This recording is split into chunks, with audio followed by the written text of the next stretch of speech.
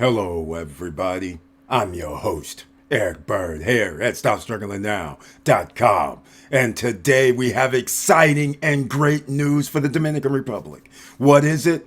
Louis Abinader has heard the pots banging, has heard the revolt about the tax reform proposal, and today, October 19th, reported October 20th, 2024, he has said no tax reform bill. And I will add my little ad lib for now. And welcome to the SSN Nation. Stop struggling now, gear. Check. And please like, subscribe, and click the bell below so you get the latest updates. Now, let's get to it.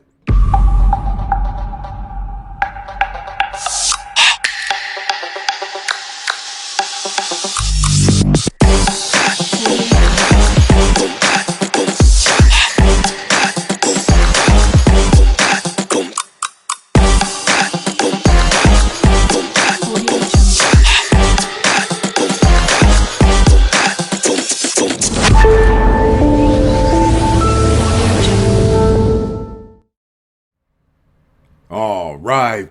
Welcome back, ladies and gentlemen. And a stunning reversal.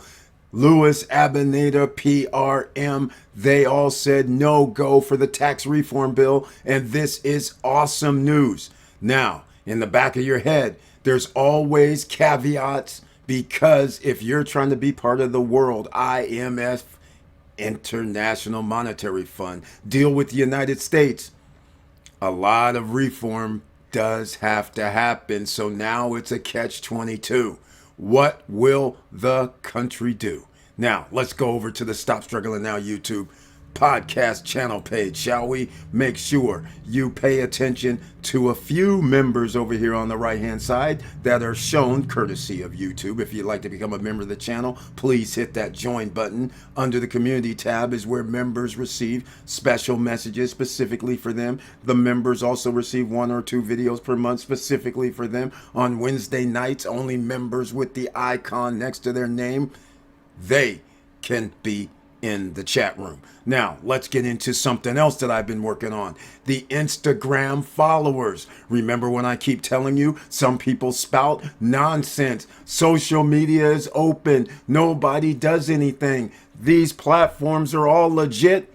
Okay, I remember the last video, we were down to 918 followers, and then notice today it dropped to 916. As I've said, please come over here and hit the follow button so we can see if we can get over 919, 920, because every time we hit 919 and 920, all of a sudden we have to drop back down somewhere between 919 and 914. That is the trend, and you can see it for yourself, ladies and gentlemen. So now, will I stop? Reminds me of some other things. It'll be a story for another night. Come on our Friday night live streams. I do story nights. We got 120 more story nights to go. All right, so keep that in mind. Let's get to it, shall we? Here we are, October 20th, as reported by the Dominican today. This is how associations and parties reacted to the withdrawal of the tax reform. That's right. After President Louis Abinader announced that he would withdraw the bill to transform the tax system from the National Congress, several sectors expressed their opinions on the matter. Here's the first one.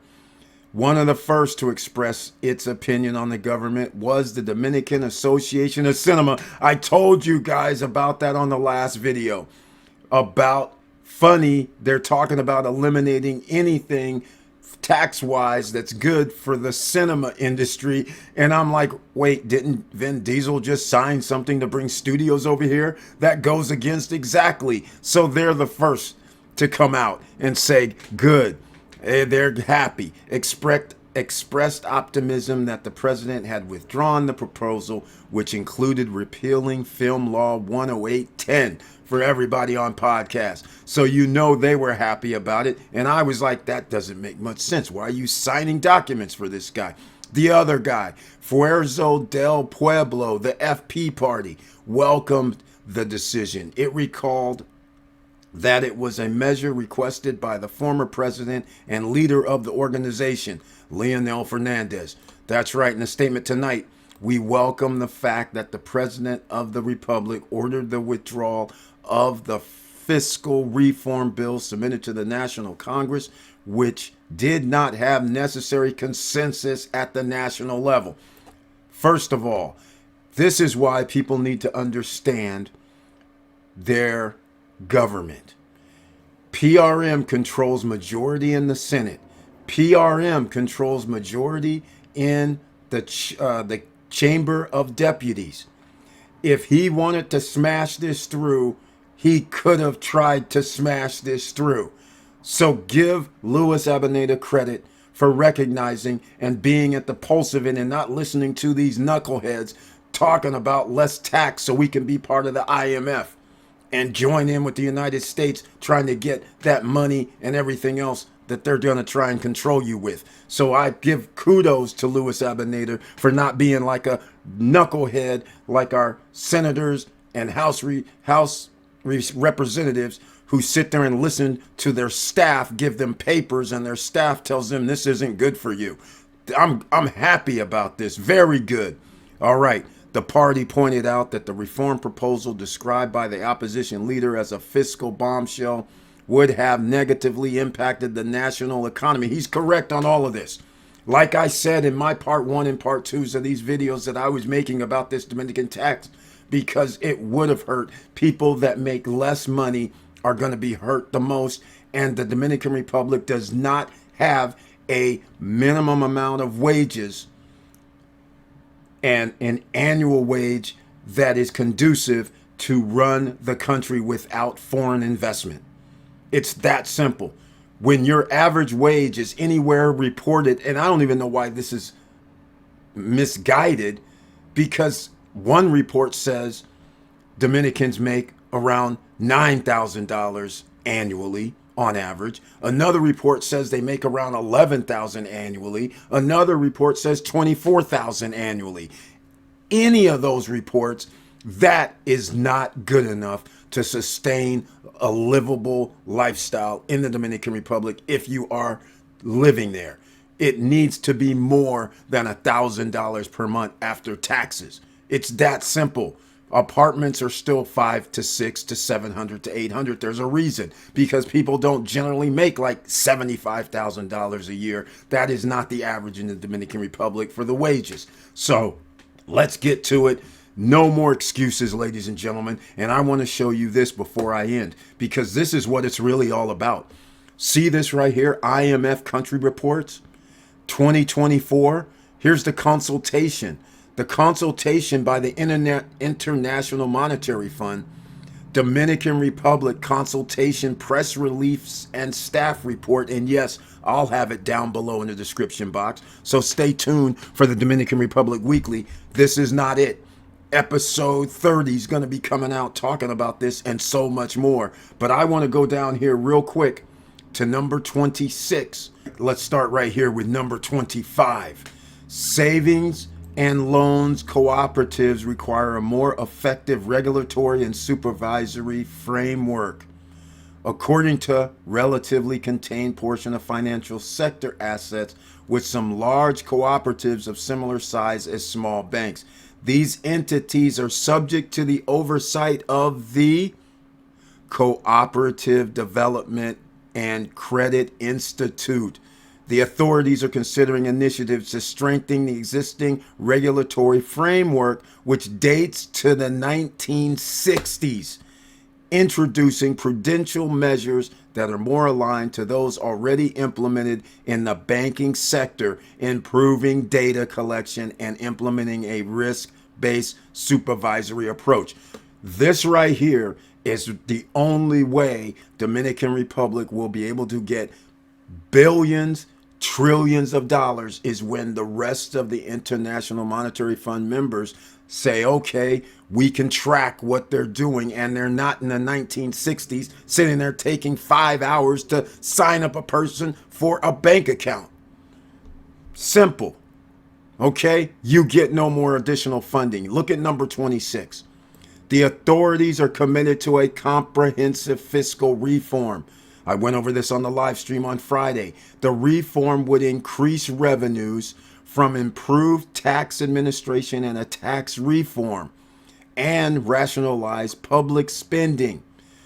This authorities' views. Without doing that, they have a problem with trying to get into the IMF. So this is outlining what you have to do. This requires a reform of public administration and improved spending efficiency through the reduction of a number of public institutions, avoids the duplication of functions, strengthens the mandates, capacities, and entities, and ensures that they work in more coordinated and effective manner. So when there's Dominicans who, when I posted a video about this tax reform and they said tax reform, these guys in the Chamber of Deputies make way too much money. And I'm like, okay, that's interesting. But the fact of the matter is, this is the problem. You either have to come into the 2020s era or you have to still stay back in 1975 with your financial structure. If you keep staying back in 1970 financial structure, then you can't move forward into 2020s financial banking sector. And that means loan sectors. That means you're going to still keep paying those 12.5, 13.5, 14.5 adjustable rate loans when you go buy a home in the Dominican Republic.